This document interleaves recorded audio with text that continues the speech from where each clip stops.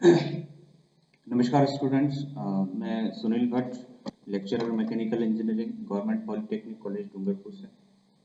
आज जो हम टॉपिक पढ़ रहे हैं वो जो हमारा सब्जेक्ट है थर्मोडायनेमिक्स आईसी इंजन, उसका unit number 13 gas turbine power plant से रिलेटेड हम स्टडी कर रहे हैं।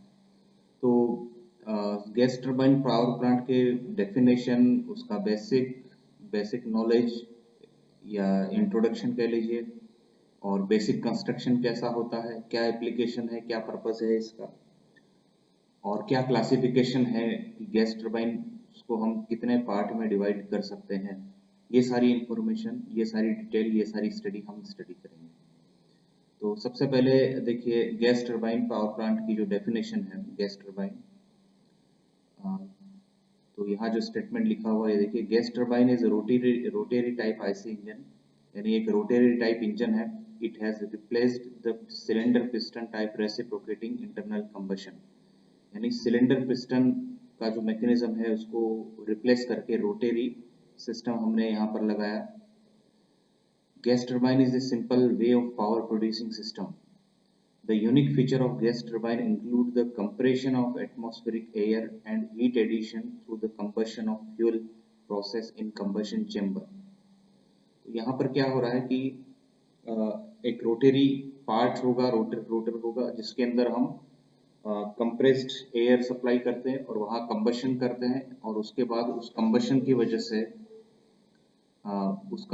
वजह से जो गैसेस डेवलप होती है उनको रोटर पर अप्लाई करते हैं, जिससे रोटर रोटेट करता है और उससे जुड़ी हुई शाफ्ट भी रोटेट करती है, और शाफ्ट रोटेट करने के बाद पावर प्रोड्यूस होती है जनरेटर में। एक और स्टेटमेंट देखिए, a gas turbine consist of combustion chamber in which liquid fuel is burn along with compressed air, यानी इसमें एक कंबशन चेंबर होगा, जैसा इस डायग्राम में हम देख सकते हैं। ये देखिए कंप्रेशर जो है, पहला एलिमेंट यहाँ पर कंप्रेसर है, जिसपे एटमॉस्फेरिक एयर अंदर आती है यानी नॉर्मल प्रेशर पर, और कंप्रेस होकर के कंबशन चेंबर या कंबस्टर में एंट्री करती है। तो कंबशन चेंबर में क्या होता है, लिक्विड फ्यूल बर्न होता है एयर, कंप्रेस्ड एयर के साथ। तो यहाँ से हाई प्रेशर टेम्परेचर की गैसेस होगी, प्रोड्यूस होगी। The gas is produced at high temperature and pressure, that the burned gas is expanded through turbine. यहाँ पर टरबाइन होता है जिसके अंदर रोटर होता है, एक रोटरी एलिमेंट होता है, वो कुछ इस तरीके से नजर आएगा। ये हमारा रोटरी एलिमेंट होगा टरबाइन, ये कंप्रेसर है और ये टरबाइन। टरबाइन पर जब, इस डायग्राम में वापस देखते हैं, टरबाइन के रोटर पर जब गैस अप्लाई होती है तो वो रोटेट करता है और उससे जुड़ी हुई शाफ्ट रोटेट करेगी, और उससे हुआ जनरेटर भी रोटेट करेगा, जिससे इलेक्ट्रिसिटी प्रोड्यूस होगी। तो एक बेसिक एक स्केमेटिक इसका एक डायग्राम है, जिसमें मेन जो एलिमेंट है कंप्रेशर, कंबशन, और उसके बाद टरबाइन, और उसके बाद ये एनवायरनमेंट में मिल जाती है ये गैसेस। तो ये एक बेसिक इंट्रोडक्शन है इसका। अब इसका थर्मोडायनेमिक साइकिल कैसे काम करेगी वो जरा हम देखते हैं। टीएस डायग्राम पर इसके थर्मोडायनेमिक साइकिल यहाँ पर प्लॉट की हुई है, और साथ में स्कीमेटिक डायग्राम भी यहाँ पर बना हुआ है। तो पहला प्रोसीजर जो पॉइंट 1 जो हमारा है, एयर जो ली जाती है, यानी वर्किंग फ्लूइड इसके अंदर एयर जो ली जाती है, वो एटमॉस्फेरिक प्रेशर पर ली जाती है। तो ये सबसे मिनिमम जो प्रेशर है और टेम्परेचर है, एटमॉस्फेरिक प्रेशर टेम्परेचर, जिस पे ली जाती है। पहला जो लाइन है यहाँ पर 1 से लेकर के 2, वो कंप्रेशर के अंदर होता है। यहाँ पर देखिए कंप्रेस्ड होगा तो जाहिर सी बात है उसकी एंट्रोपी में कांस्टेंट एंट्रोपी पर टेम्परेचर इंक्रीज होगा। तो यहाँ पर जो डॉटेड लाइन जो दे रखी है वो एक्चुअल होता है, जिसके अंदर कुछ आइसेंट्रोपिक जो प्रोसेस की कुछ एरर इंक्लूडेड होती है, और आइडियल साइकिल की हमें, यानी आदर्श साइकिल, आइडियल साइकिल की बात करें तो 1 2 3 4 1 ये साइकिल चलेगी। और प्रैक्टिकल की अगर बात करें तो थोड़ा सा डेफिशिएंसी, थोड़ा सा इसके अंदर एरर आएगी, तो 1 2 3 4 1 इस तरीके से चलेगा। फिलहाल हम आइडियल साइकिल पर ही फोकस करते हैं। तो पहला प्रोसेस यहाँ पर आइसेंट्रोपिक प्रोसेस होगा 1 से लेकर के 2।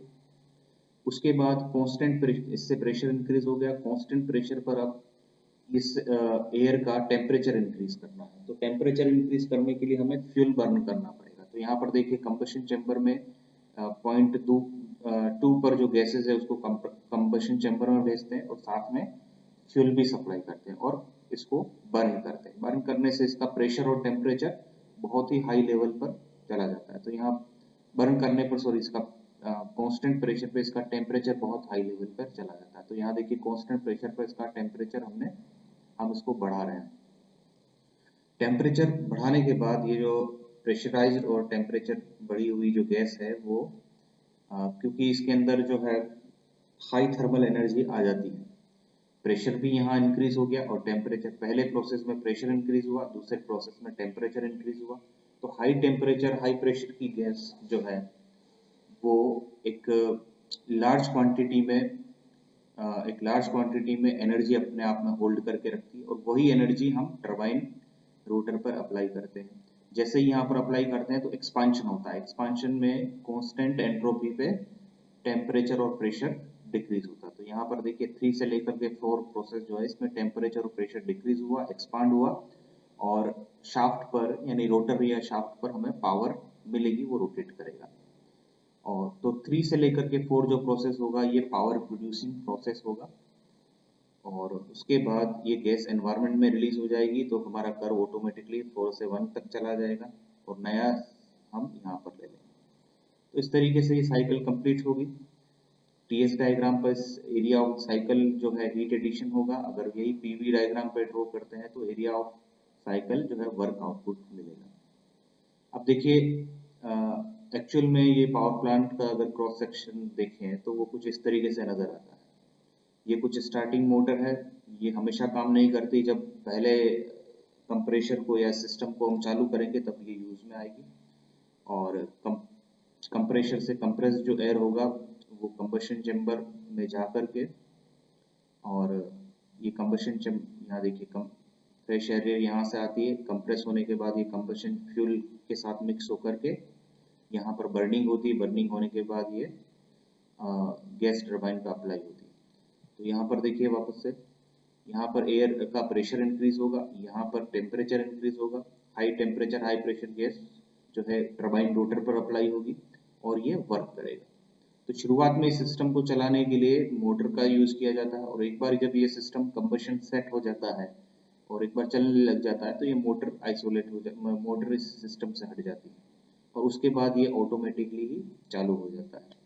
तो गैस टरबाइन से जो पावर डेवलप होती है उसी का कुछ हिस्सा कंप्रेशर यूज करके कंप्रेस करके इस सिस्टम को चलाता रहता है।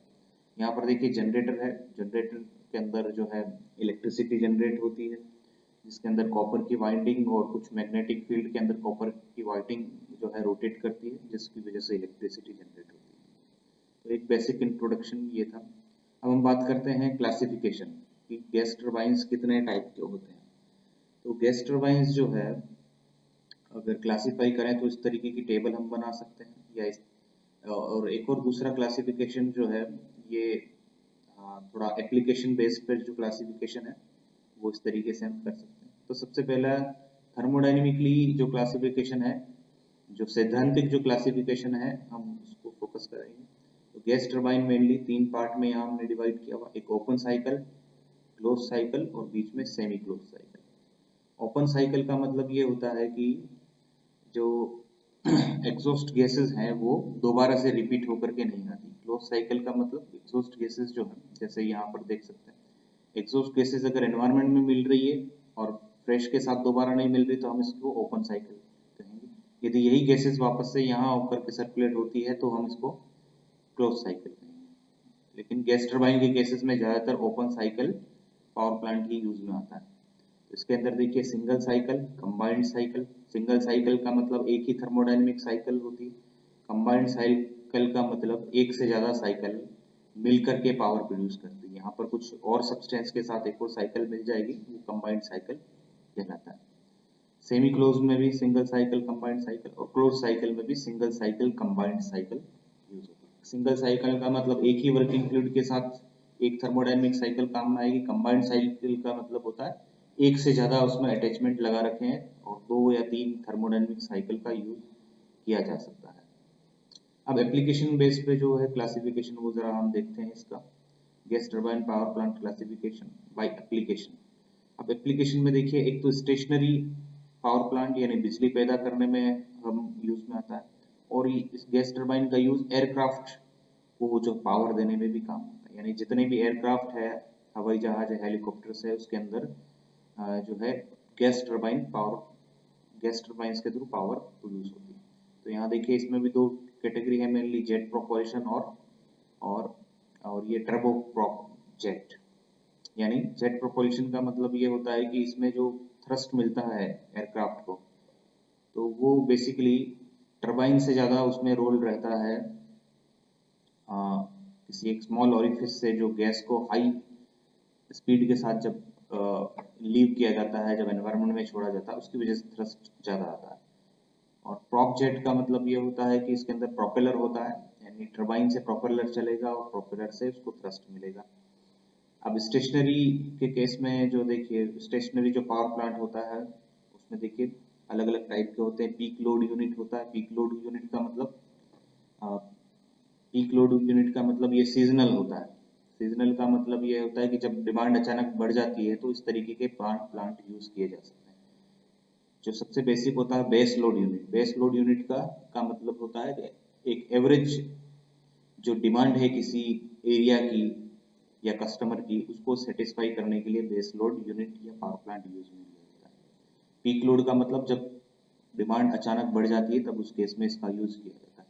स्टैंड बाई यूनिट का मतलब ये होता है कि ये स्टैंड बाई पावर प्लांट है, यानी इसका यूज हमेशा नहीं होगा, कभी कभार इनमें बेस लोड या पीक लोड यूनिट में कोई गड़बड़ आ जाए तो उस केस में अगर इसको यूज किया जा सकता है। End of transmission line unit, यानी ट्रांसमिशन लाइन के एंड में अगर उसको कुछ अगमेंटेड करने के लिए अगर यूज में आता है तो इस तरीके से use. Industrial unit, industrial unit का मतलब किसी इंडस्ट्री में किसी पर्टिकुलर प्रोसेस के लिए पावर अगर जरूरत पड़ती है तो पैकेज्ड इंडस्ट्रियल जो है गैस टरबाइन प्लांट यूज में आते हैं, जो कई जगह पर बिजली प्रोड्यूस करने में भी काम आता है या कई जगह पर डायरेक्टली मशीन चलाने में भी काम आता है। और देखिए लोकोमोटिव, मरीन ट्रांसपोर्ट। लोकोमोटिव का मतलब ये होता है रेलवे के जो रेलवे के अंदर भी गैस टरबाइन का यूज किया जाता है। और मरीन का मतलब ये होता है शिप, जो शिपमेंट होता है उसके अंदर जो पावर दी जाती है वो गैस टरबाइन से हम यूज कर सकते हैं। और ट्रांसपोर्ट के अंदर भी इसको यूज कर सकते हैं, जैसे कुछ लग्जरीज कार होती है जिसमें टरबाइंस का यूज किया जा सकता है। हालांकि ये अभी इतना कॉमन नहीं है। रेलवे में भी आईसी इंजन यूज किया जा रहा है, ट्रांसपोर्ट में भी आईसी इंजन यूज किया जा रहा है, लेकिन कुछ स्पेसिफिक जो बहुत ही प्रीमियम क्लास है वहां पर टरबाइन चाहे फुली चार टरबाइन कंप्लीट नहीं तो पार्शियली फॉर्म में यूज में आ रहा है। Thank you students.